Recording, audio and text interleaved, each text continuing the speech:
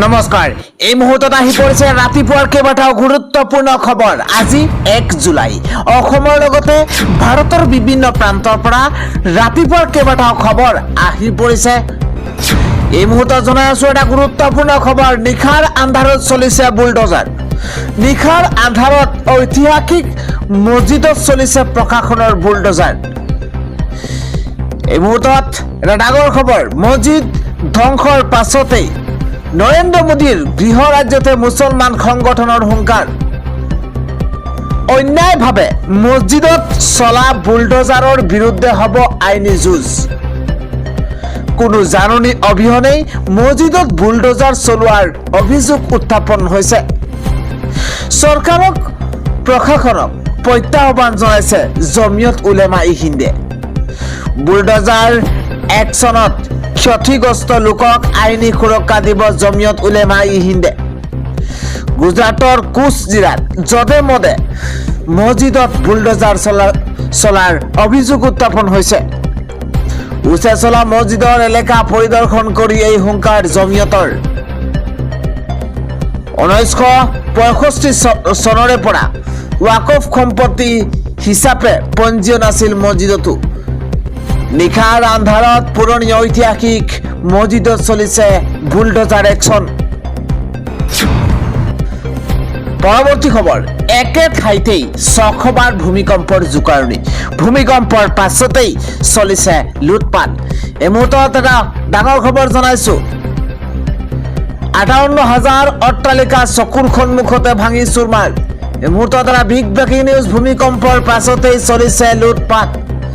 ভূমিকম্পৰ পাছতেই মহামাৰী অহাৰ আশংকা প্ৰকাশ কৰা হৈছে। 1700 মৃতদেহ উদ্ধাৰ কৰিছে উদ্ধাৰকাৰী দলে। নাছাৰ উপগ্ৰহৰ ছবি অনুসৰি 58,890টা অট্টালিকা ধ্বংস হৈছে। 55,000 লোকৰ সন্ধান চলিছে পূৰ্ণগতিত। এই মুহূৰ্তত এটা ডাঙৰ খবৰ। কেৰিবিয়ান টেকটনিক প্লেট আৰু দক্ষিণ আমেৰিকান প্লেটৰ সংঘৰ্ষ হৈছে। এই প্লেটৰ সীমাত অৱস্থিত ভেনিজুৱেলা 100ৰো অধিক আফটাৰশ্বকে পৰিস্থিতি অধিক ভয়াৱহ কৰি তুলিছে। মুকলি আকাশৰ তলত দিনে নিশা পাৰ কৰিছে হাজাৰ হাজাৰ লোকে। বিদ্যুৎ, পানী, যোগাযোগ ব্যৱস্থা সম্পূৰ্ণৰূপে বিঘ্নিত হৈ পৰিছে ভেনিজুৱেলাত। ভেনিজুৱেলা অৰ্থনৈতিক সংকটত পৰিছে। ডাঙৰ খবৰ এই মুহূৰ্তত। মেক্সিকো, স্পেইন, আমেৰিকা, ব্ৰিটেইন লগতে কাটাৰ আদি দেশে সাহায্য প্ৰেৰণ কৰিছে ভেনিজুৱেলালৈ। আফটাৰশ্বকৰ পাছতেই আফটাৰশ্বকৰ ফলত নতুন অট্টালিকা ভাঙি যোৱাৰ ভাবুকি। ঔষধ, খাদ্য আৰু পানীৰ ভয়ংকৰ নাটনি হৈছে। অত্যাৱশ্যকীয় সামগ্ৰীৰ অভাৱত বহু অঞ্চলত চলিছে লুটপাট। বিশুদ্ধ পানী আৰু অনাময় ব্যৱস্থা ভাঙি পৰাত এইবাৰ মহামাৰীৰ আশংকা প্ৰকাশ কৰা হৈছে। লাখ লাখ লোক দৰিদ্ৰতা ভোকত ভুগিছে। লাখ লাখ লোক এতিয়া হাহাকাৰ কৰিবলগীয়া হৈছে। একে ঠাইতে 600 বাৰ আহিছে ভূমিকম্প। ৰাতিপুৱাৰ পৰৱৰ্তী খবৰ। বৰপেটাৰ মিয়াক এইবাৰ কঠোৰ সাৱধানবাণী দিছে ৰাজ্যৰ মুখ্যমন্ত্ৰী হিমন্ত বিশ্ব শৰ্মা চৰকাৰে। বৰপেটাৰ মিয়াক সাৱধানবাণী হিমন্ত বিশ্ব শৰ্মা চৰকাৰে দিছে। সন্দেহযুক্ত লোকৰ বিৰুদ্ধে নামনি অসমত চলিব বুলডোজাৰ একচন। এই মুহূৰ্তত এটা ডাঙৰ খবৰ জনাইছো। 1000-2000 নহয়, একেলগে 22,000 বিঘা মাটিত চলিব বুলডোজাৰ। বৰপেটা বজালিৰ সন্দেহজনক লোকৰ বিপদ নিশ্চিত। বিগ আপডেট এই মুহূৰ্তত জনাইছো। শ বিঘাৰ পুখুৰী, তামোলৰ বাৰী সন্দেহজনক লোকৰ দখলত। বৰপেটা বজালি সীমান্তত কাৱৈমাৰীৰ ৰিজাৰ্ভত অবাধ বেদখল। উচ্চস্থলীত গঢ়ি তোলা হ'ব মেডিকেল কলেজ, চৰকাৰী প্ৰকল্প। এটা ডাঙৰ খবৰ। সৰ্ববৃহৎ উচ্ছেদক লৈ মন্তব্য কৰিছে বিধায়ক ধৰ্মেশ্বৰ ৰয়ে। বৰপেটাৰ মিয়াক সাৱধানবাণী হিমন্ত চৰকাৰৰ। ইফালে লিখা আহি গৈছে উচ্ছেদৰ জাননী 15 দিনৰ ভিতৰত ভূমি ত্যাগ কৰাৰ জাননী আহিছে 15 দিনৰ পাছতেই অতি দ্ৰুত গতিত চলিব উচ্ছেদ বৰক্ষেত্ৰীত বেদখলকৃত ভূমি বেদখল মুক্ত কৰিবলৈ প্ৰশাসনৰ তৰফৰ পৰা জাননী জাৰি কৰা হৈছে বৰক্ষেত্ৰীৰ ভেলাখাইটি খভামাৰী আৰু বাৰামাৰাত চলিব উচ্ছেদ অভিযান মুঠ 322 বিঘা বেদখল হৈ থকা ভূমি বেদখল মুক্ত কৰিবলৈ জাননী আহিছে ভেলাখাইটিত 286 বিঘা মাটি খভামাৰীত 12 বিঘা ভূমিত চলিব উচ্ছেদ অভিযান বাৰামাৰাত 24 বিঘা ভূমি অবৈধ বেদখল হৈ আছে বৰক্ষেত্ৰী ৰাজহ চক্ৰ বিষয়াই জাৰি কৰিছে এই জাননী আমি জনাইছো আন এটা পলিটিক্যাল ব্ৰেকিং নিউজ নৰেন্দ্ৰ মোদীৰ মন্ত্ৰীসভাত হ'ব বৃহৎ ৰদবদল কাক কোনটো দপ্তৰত দিয়া হ'ব কি মন্ত্ৰিত্ব দিয়া হ'ব সবিশেষ তথ্য এই মুহূৰ্তত জনোৱাৰ চেষ্টা কৰিছো এটা বিশেষ খবৰ প্ৰধানমন্ত্ৰী নৰেন্দ্ৰ মোদীৰ মন্ত্ৰীসভাত হ'ব বৃহৎ ৰদবদল এইবাৰ জুলাই মাহৰ ভিতৰতে সলনি হ'ব মন্ত্ৰীসভা ধৰ্মেন্দ্ৰ প্ৰধানৰ স্থলাভিষিক্ত হ'ব পাৰে নিৰ্মলা সীতাৰমণ নিটৰ প্ৰশ্নকাকত ফাদিলৰ পাছতে পদত্যাগৰ চৰ্চা ধৰ্মেন্দ্ৰ প্ৰধানৰ মন্ত্ৰিত্বক লৈ সামাজিক মাধ্যমত প্ৰতিক্ৰিয়া অব্যাহত ডাঙৰ খবৰ এই মুহূৰ্তত জনাইছো নৰেন্দ্ৰ মোদীৰ কেবিনেটত দেখিবলৈ পোৱা যাব কেইবাখনো নতুন মুখ পৰিবহন মন্ত্ৰী নীতিন গাডকাৰীক দিয়া হ'ব পাৰে নতুন দায়িত্ব ইফালে আপৰ পৰা বিজেপিত যোগ দিয়া ৰাঘৱ চদ্দাৰো ফুলিব পাৰে কপাল বিহাৰৰ প্ৰাক্তন মুখ্যমন্ত্ৰী নীতিশ কুমাৰক লৈ চৰ্চা অব্যাহত চৰ্চা চলিছে পুনৰ কেবিনেটত অন্তৰ্ভুক্ত হ'ব অনুৰাগ ঠাকুৰ অৱশ্য প্ৰধানমন্ত্ৰীয়ে এই পৰ্যন্ত ইংগিত দিয়া নাই মন্ত্ৰীসভাৰ ৰদবদলৰ আগবাঢ়িছো আন এটা ডাঙৰ খবৰ আজিৰে পৰা সলনি হ'ব 10টাকৈ নিয়ম দেশৰ কোটি কোটি জনতালৈ এটা জৰুৰী খবৰ অত্যন্ত জৰুৰী খবৰ আহি পৰিছে আজিৰে পৰা সলনি হ'ব 10টাকৈ নিয়ম কোন ক্ষেত্ৰত কি নিয়মে খাল সলনি কৰিব পুনে পুনে প্ৰভাৱ পৰিব আপোনাৰ পকেটত কিয়নো পেট্ৰল ডিজেলৰ পৰা ৰন্ধন গেছ আধাৰ কাৰ্ডলৈকে পাছপোৰ্টৰ পৰা ক্ৰেডিট কাৰ্ড ৰেলৰ টিকটলৈকে জৰুৰী খবৰ আছে আজিৰে পৰা প্ৰত্যাহাৰ হ'ব পেট্ৰল ডিজেলৰ বিক্ৰীৰ নিষেধাজ্ঞা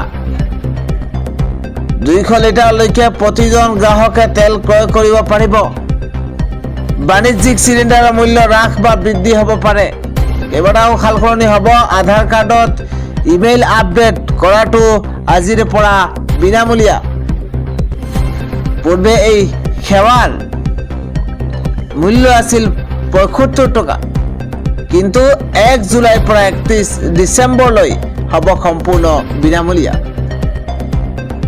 এই ৰেহাই কেৱল নতুন আধাৰ মোবাইল এপৰ জৰিয়তেহে উপলব্ধ গুৰুত্বপূৰ্ণ খবৰ এই মুহূৰ্তত জনাইছো অন্য কোনো পদ্ধতিৰে আপডেট কৰিলে মাচুল দিব লাগিব 1 জুলাইৰ পৰা ব্যয়বহুল হ'ব পাছপোৰ্টৰ মাচুল 34 পৃষ্ঠাৰ পাছপোৰ্টৰ মাচুল 2500 টকা হ'ব 60 পৃষ্ঠাৰ সাধাৰণ পাছপোৰ্টৰ মাচুল 3500 টকা হ'ব তৎক্ষণাৎ পাছপোৰ্টৰ মাচুল 6000 টকা হ'ব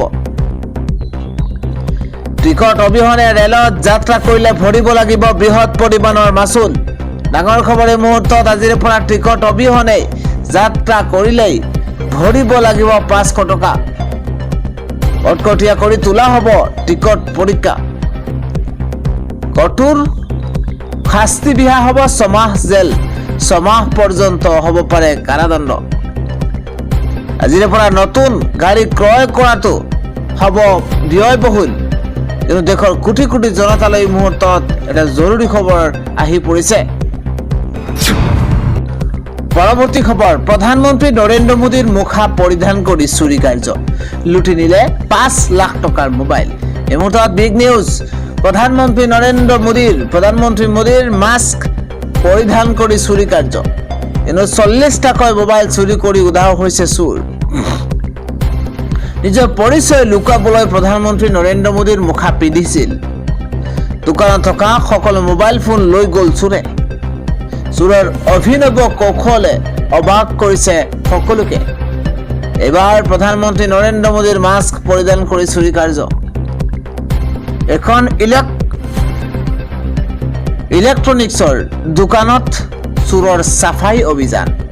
নিশা গোপনে তলা ভাঙি প্ৰৱেশ কৰিলে মোদীৰূপী চোৰে। ৰাজস্থানৰ ভিলৱাৰাত লুটি নিজে ৫ লাখ টকাৰ মোবাইল ফোন। চিচিটিভি কেমেৰাত দৃশ্য দেখি হতবাক স্বত্বাধিকাৰী। আন এটা খবৰ, মিছন মোড ইতিমধ্যে আৰম্ভ হৈছে, কিয়নো কঠোৰ হৈ পৰিছে মন্ত্ৰী জয়ন্ত মল্ল বৰুৱা। ৭ দিনৰ ভিতৰতে ৰাজ্যত বন্ধ হ'ব লাগিব অবৈধ কাঠফলা মিল। ডাঙৰ খবৰ, জিলাই জিলাই আৰম্ভ হ'ল মিছন মোড, কিয়নো অবৈধ কাঠফলা মিলৰ বিৰুদ্ধে চলিছে ৰাজ্যজুৰি অভিযান। ইতিমধ্যে কঠোৰ হৈ পৰিছে মন্ত্ৰী জয়ন্ত মল্ল বৰুৱা। মন্ত্ৰী জয়ন্ত মল্ল বৰুৱাৰ কঠোৰ নিৰ্দেশৰ পাছতে আৰম্ভ হৈছে একশ্যন। বন বিভাগৰ হাতত মাত্ৰ 7টা দিন, আৰু 7 দিনৰ ভিতৰতেই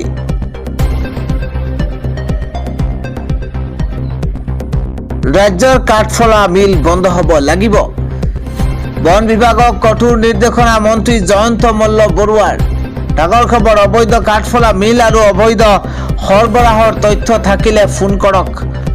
কিন্তু মুকলি কৰা হৈছে বিশেষ নম্বৰ, এতিয়াই ছেভ কৰক 9435204444।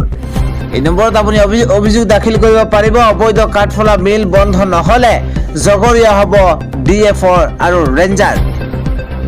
প্ৰতিদিনেই অবৈধ কাঠফলা মিলৰ বিৰুদ্ধে চলাব লাগিব অভিযান।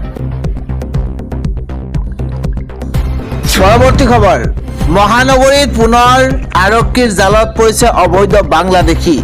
ভুৱা আধাৰ কাৰ্ড নথি পত্ৰৰে ভাৰতত প্ৰৱেশ কৰা ৰাণামুল্লা আৰু মফুজা আখতাৰক গুৱাহাটী বিমানবন্দৰত আটক কৰা হৈছে।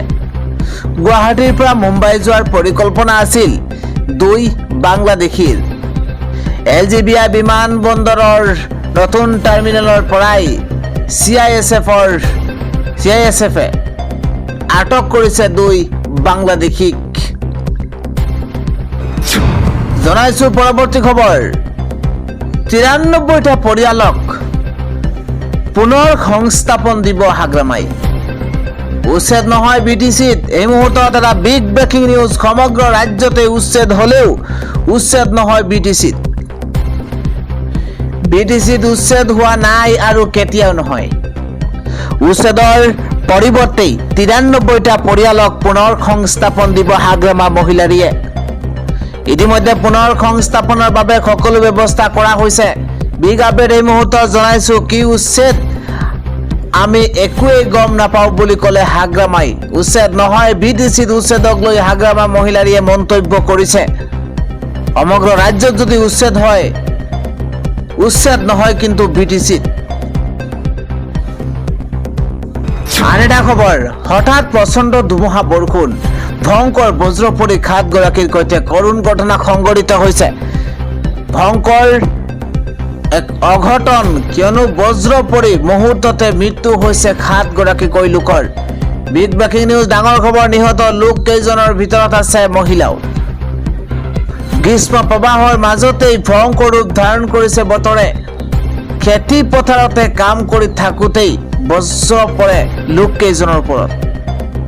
আৰক্ষীৰ উপস্থিত হৈ মৰণোত্তৰ পৰীক্ষাৰ বাবে প্ৰেৰণ কৰিছে মৃতদেহকেইটা।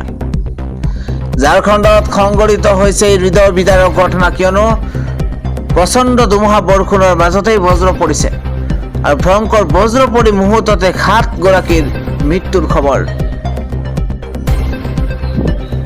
পৰৱৰ্তী খবৰ, পুনৰ ব্ৰহ্মপুত্ৰত আবদ্ধ হৈ পৰিছে যাত্ৰীবাহী ফেৰী। যাত্ৰীৰ মাজত হাহাকাৰ। এই মুহূৰ্তৰ ডাঙৰ খবৰ, ব্ৰহ্মপুত্ৰৰ মাজতে পুনৰ আবদ্ধ হৈ পৰিছে যাত্ৰীবাহী ফেৰী। হঠাৎ অঘটন সংঘটিত হৈছে, কিয়নো ফেৰীখনত আছে ৭৬ গৰাকী যাত্ৰী আৰু ৩৬খন বাহন। কমলাবাৰী ঘাটৰ পৰা নিমাতী ঘাটলৈ গৈছিল ফেৰীখন, আৰু তাৰ পাছতে যাত্ৰীক উদ্ধাৰৰ বাবে ইতিমধ্যে নিমাতী ঘাটৰ ৰাওনা আন এখন ফেৰী। কিছুদিন পূৰ্বে যান্ত্ৰিক বিজুতিৰ বাবে ৩ ঘণ্টা ধৰি ব্ৰহ্মপুত্ৰত আবদ্ধ হৈছিল ফেৰীখন। যাত্ৰীক উদ্ধাৰৰ বাবে ৰাওনা হৈছে আন এখন ফেৰী। পৰৱৰ্তী খবৰ, চলন্ত বাহনৰ ওপৰত গছ পৰি কৰুণ ঘটনা সংঘটিত হৈছে। এইবাৰ বিদ্যালয়ৰ পৰা উভতাৰ পথতে হাহাকাৰ পৰিস্থিতি। 11 বছৰীয়া এজন ছাত্ৰ নিহত হৈছে এই শোকাবহ ঘটনাত। গুৰুতৰভাৱে আহত হৈছে বহুকেইজন। ইতিমধ্যে আহত কেইজনক হস্পিটেলত ভৰ্তি কৰোৱা হৈছে। ডাঙৰ খবৰ, মুম্বাইৰ চেম্বুৰত অঞ্চলত সংঘটিত হৈছে এই ঘটনা।